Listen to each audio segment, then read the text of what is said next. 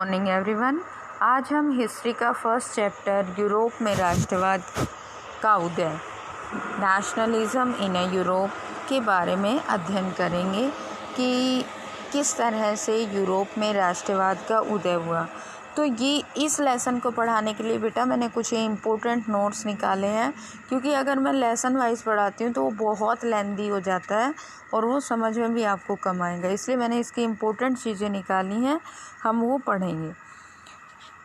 Firstly इसमें आ जाता है बेटा कि महत्वपूर्ण घटनाएं कौन कौन सी यूरोप में हुई थी। तो 18वीं सदी से कई देश जैसे जर्मनी, इटली तथा स्विट्ज़रलैंड आदि उस रूप में नहीं थे जैसा कि आज हमें दिखाई देते हैं। यानी कि पहले कोई इनका जो वो था, जो जैसे आज प्रेजेंट टाइम में हमें इंडिया दिखाई देता है, पहले ऐसे इंडिया नहीं था, क्योंकि जो पाकिस्तान, बांग्लादेश के हिस्से थे वो भी इंडिया के ही थे। तो इसी तरह यूरोप के जो भी कंट्रीज़ हैं, जो हमें आज जैसा उनका सब रूप दिखाई देता है वैसा वो नहीं था। ये छोटे छोटे राज्यों में विभाजित थे और जिनका अपना एक स्वतंत्र शासक होता था। यानी कि ये छोटे छोटे राज्यों में विभाजित थे और इनका अपना एक स्वतंत्र शासक होता था। फिर क्या हुआ, 1789, ये हमने 9th क्लास में भी फ्रेंच रेवोल्यूशन में पढ़ा था, फ्रांसीसी क्रांति वाले लेसन में, कि 1789 की फ्रांसीसी क्रांति राष्ट्रवाद की पहली स्पष्ट अभिव्यक्ति थी। सबसे पहले फ्रांस में रेवोल्यूशन हुआ था और इसी क्रांति से पहले फ्रांस एक ऐसा राज्य था जिसके संपूर्ण भूभाग पर एक निरंकुश शासक का राज था। जब फ्रांस की क्रांति हुई थी तो उस पर किसका शासन था? लुई 16 का। यह आपने 9th क्लास में बहुत अच्छे से पढ़ा था। नेक्स्ट फिर आ जाता है कि 1804 की नेपोलियन संहिता, इसके बारे में भी मैंने बताया था कि उसके बाद फ्रांस में बाद में नेपोलियन का शासन आ गया था और उसने 1804 में एक नए रूल्स या एक नई व्यवस्था स्थापित की थी जिसे नेपोलियन संहिता के नाम से जाना जाता था, जिसने जन्म पर आधारित विशेष अधिकारों को, यानी कि नेपोलियन ने क्या रूल्स फॉलो किए थे, इसने जन्म पर आधारित जो विशेष अधिकार प्राप्त होते थे कि मैं तो इस जाति में हूँ तो मुझे ये जन्म से ही अधिकार प्राप्त है, तो वो सारी चीज़ें इसने ख़त्म कर दी थी और न्याय के समक्ष समानता स्थापित की, बल्कि संपत्ति के अधिकार को भी सुरक्षित किया था। क्रांतिकारी फ्रांस उदारवादी प्रजातंत्र का पहला राजनीतिक प्रयोग था। क्रांतिकारी फ्रांस, वहाँ वोट देने और चुने जाने का अधिकार केवल उन्हीं पुरुषों को था जिनके पास संपत्ति होती थी। क्या था बेटा कि क्रांतिकारी फ्रांस, जो फ्रांस में क्रांति हुई थी, एक मिनट, हाँ अब ठीक है। क्रांतिकारी फ्रांस उदारवादी प्रजातंत्र का पहला राजनीतिक प्रयोग था, यानी कि वहाँ पर प्रजातंत्र के पहली बार वहाँ पर प्रयोग किया गया था। कहाँ? फ्रांस में।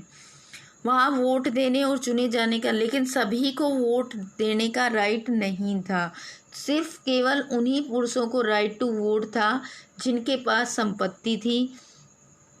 संपत्ति विहीन पुरुषों और औरतों को राजनीतिक अधिकार से वंचित रखा जाता था। केवल थोड़े ही समय के लिए जैकोबिन शासक के समय सभी वयस्क पुरुषों को अधिकार प्राप्त था। थोड़े समय में जब जैकोबिन का शासक हुआ था तो उसने थोड़े समय के लिए सभी वयस्क पुरुषों को अधिकार दिया था, लेकिन बाद में ये फिर ख़त्म कर दिया गया और महिलाओं को अवयस्क दर्जा देते हुए उन्हें पिताओं और पतियों के अधीन, यानी कि महिलाओं को कोई भी राजनीतिक अधिकार प्राप्त नहीं था। नेक्स्ट इसमें आ जाता है बेटा हमारा वियना कांग्रेस। वियना की संधि भी हुई थी और वियना कांग्रेस के नाम से ये जाना जाता था। 1815 में, वियना वहाँ की एक जगह का नाम है, ठीक है। 1815 में क्या हुआ कि ब्रिटेन, प्रशा, रूस और ऑस्ट्रिया जैसी यूरोपीय शक्तियों, इन्होंने मिलकर 1815 में वाटरलू की लड़ाई हुई थी बेटा।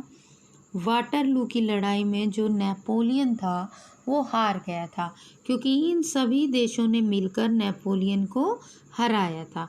ब्रिटेन, प्रशा, क्योंकि नेपोलियन क्या था, वो तानाशाही के खिलाफ था और लोगों को अधिकारों के फेवर में था। तो इस तरह से ये सारे देश मिल गए थे और नेपोलियन को अपना दुश्मन समझते थे।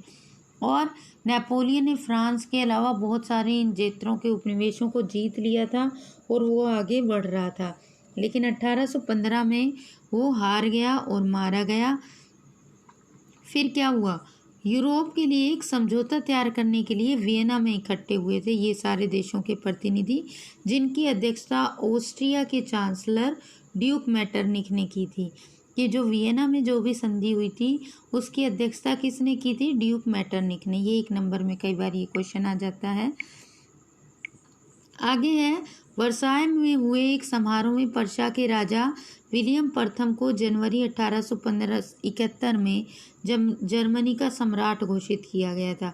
पर्शिया के राजा विलियम प्रथम को 1871 में जर्मनी का सम्राट घोषित किया गया था। कहाँ पर हुआ था ये समारोह, वर्साय में हुआ था। अब ये जो 1-1 नंबर में आते हैं ये क्वेश्चन कि 1861 में इमैनुअल द्वितीय को एकीकृत इटली का राजा घोषित किया गया।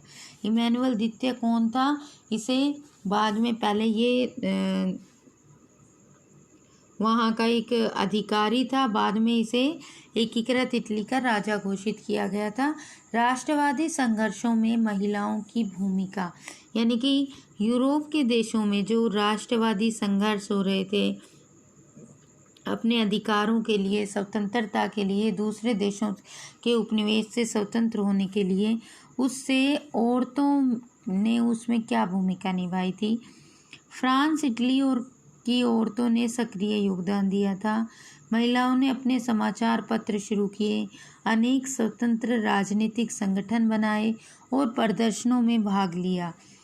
इतना होने पर भी उन्हें असेंबली के चुनाव में मतदान का अधिकार नहीं था।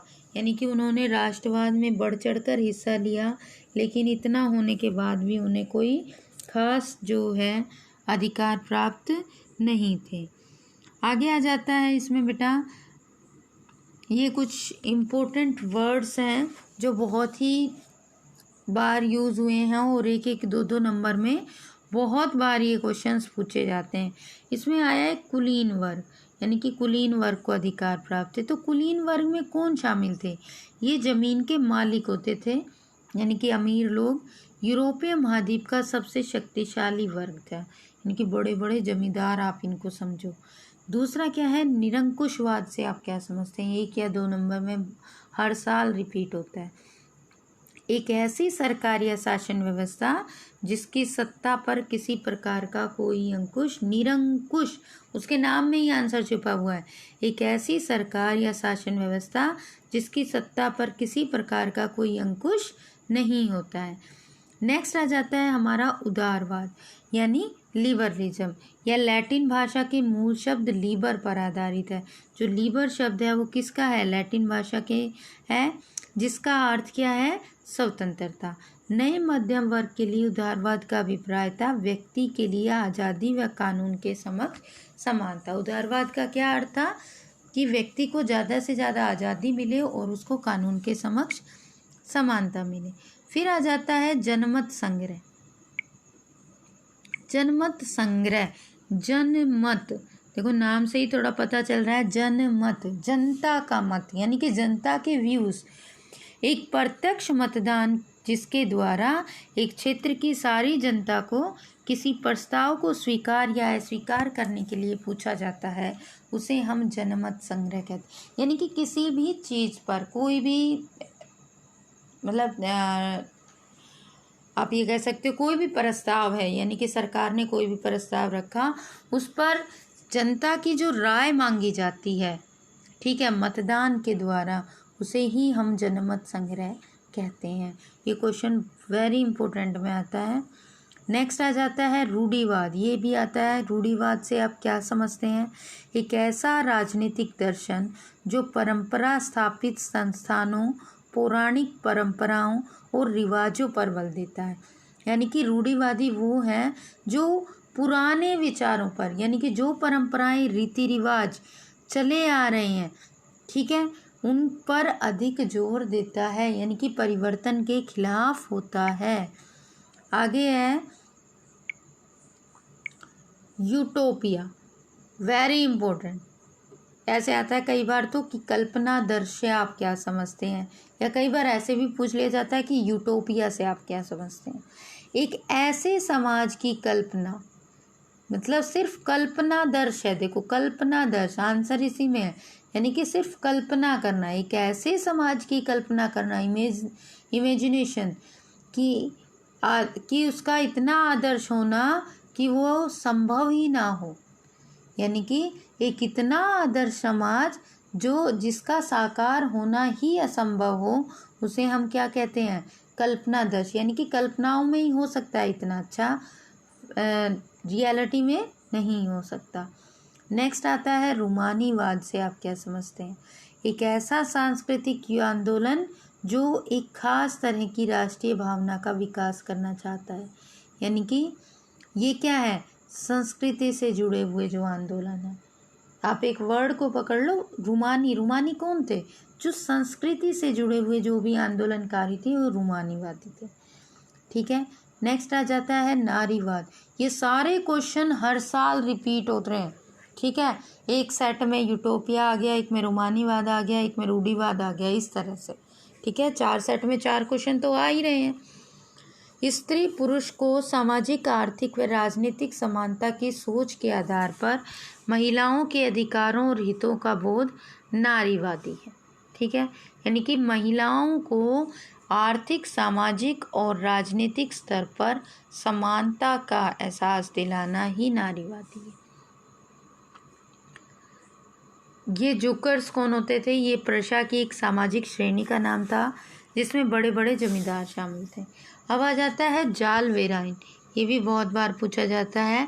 यह एक जर्मन शुल्क संघ था, यानी कि पहले क्या था बेटा, जैसे वहाँ पर जो भी प्रांत थे, हर प्रांत में अलग अलग टैक्स लगता था। फॉर एग्जांपल जैसे इंडिया है, इंडिया के अलग अलग स्टेट हैं, हरियाणा है, पंजाब है, MP है, गुजरात है, महाराष्ट्र है। तो अगर कोई व्यापारी मान लो उत्तर भारत से दक्षिण भारत की तरफ जाता है, तो वो हर प्रांत में अपने टैक्स देता हुआ जाएगा। तो इस तरह उसकी जो वस्तु वहाँ तक जाते जाते तो बहुत महंगी हो जाएगी, क्योंकि वो तो इसलिए यह एक शुल्क संघ बनाया गया था, जिसने यह संघ कब बना था, 1834 में बना था। और किसकी पहल पर, पर्शा की पहल पर स्थापित किया गया था। पर्शा वहाँ का एक प्रांत था। इसमें विभिन्न राज्यों के बीच शुल्क अवरोधों को समाप्त कर दिया गया, यानी कि एक ही टैक्स, यानी कि एक व्यापारी व्यापार के लिए वो जा रहा है तो वो एक ही बार टैक्स पे कर देगा, हर प्रांत में उसको पे करने की ज़रूरत नहीं है। और क्या था इसमें, पहले बहुत सारी मुद्राएं प्रचलित थी, मतलब 20 से भी अधिक उनकी संख्या थी, 30 से भी अधिक।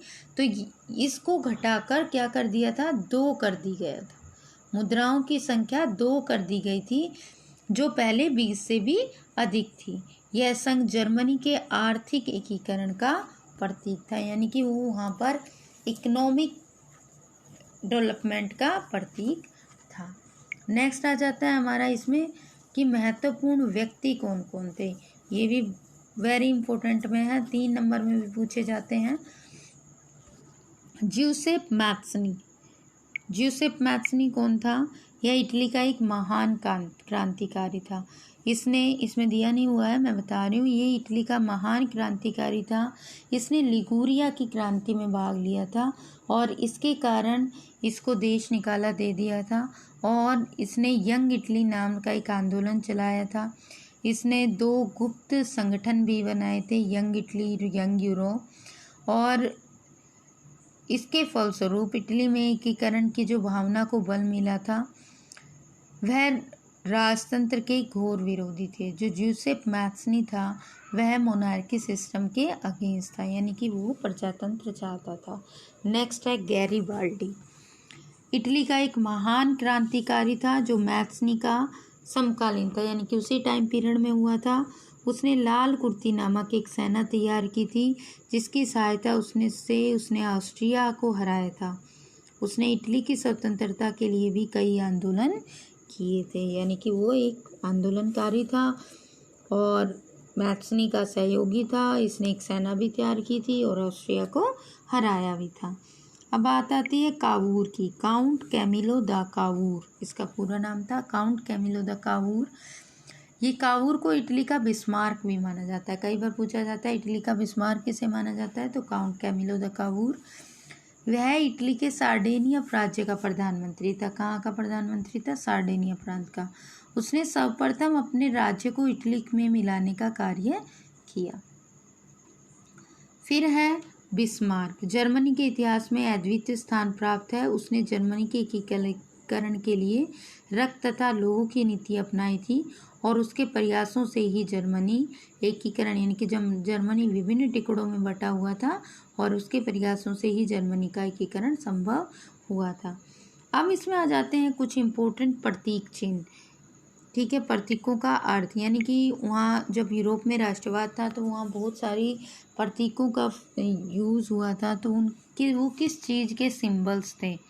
टूटी हुई बेड़ियाँ थी आज़ादी मिलना, बाज छाप वाला कवच था जर्मन समुदाय की प्रतीक शक्ति, बलूत की पत्तियों का मुकुट वीरता का मुकुट, तलवार मुकाबले की तैयारी, तलवार पर लिपटी जैतून शांति की चाह।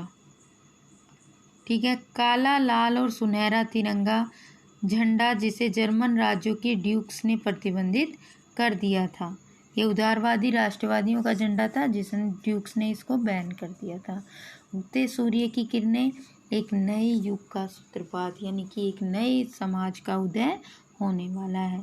ओके बेटा, आज के लेसन में इतना ही।